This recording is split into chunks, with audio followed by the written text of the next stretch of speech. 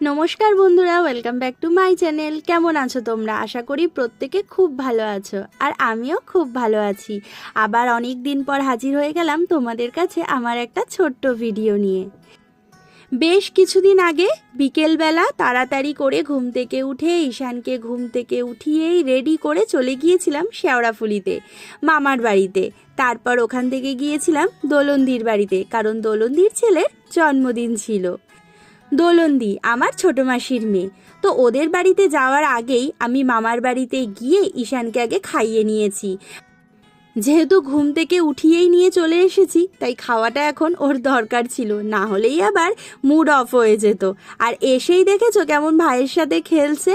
আমার ভাইকে আবার ও হামিও দিয়েছে, মামাকে ভীষণ পছন্দ হয়েছে যে। আর এইদিকে মামি দিয়েছে মিষ্টি। মিষ্টি খেতে খেতে আমিও একটু ভিডিও করে নিয়েছি, কারণ ওদেরকে বলছিলাম আমার একটু ভিডিও করে দে।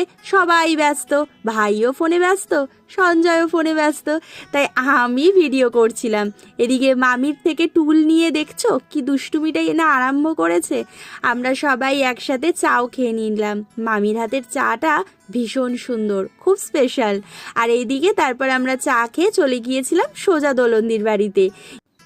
গিয়ে দেখি তাদের এখনো সাজগোজো হয়নি, অর্থাৎ দোলন্দি তো কিছুই সাজেনি। আর এদিকে ডুগ্গু বাবু একটু সাজুগাজু করেছে, কারণ তার বন্ধুরা সবাই আসতে শুরু করে দিয়েছে। আর এদিকে ছাদে হচ্ছে রান্নার আসর, রান্না বান্না হচ্ছে একদিকে, আর একদিকে দোলন্দির ফুলের বাগান, যার গল্প ফোনের মধ্যে আমরা সবসময় করি। আমার তো দোলন্দির ফুলের বাগান খুবই ভালো লাগে। আর ওইদিকে দেখো আমার ছোট বোন আর আমার বড় মাসি চলে এসেছে।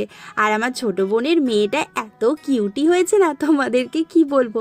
দাঁড়াও দাঁড়াও দেখাচ্ছি, এই যে আসছেন তারা। আর এইদিকে দেখো ডুগ্গুর বন্ধুরাও চলে এসেছে।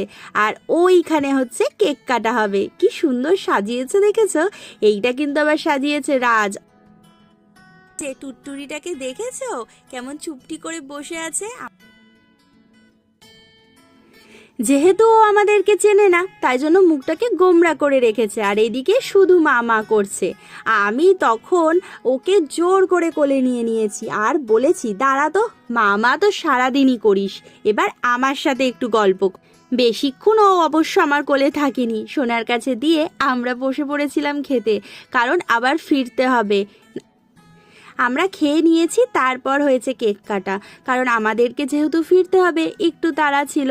আর এদিকে ডুগ্গুবাবুর কয়েকটা বন্ধু তখনও এসে পৌঁছায়নি, ওই জন্য ওয়েট করা হচ্ছিল। তারপর কেকটা তো খুব সুন্দর হয়েছে, ভীষণই আমি দেখতে হয়েছে, আর খেতেও খুব সুন্দর ছিল। সবশেষে এই কেক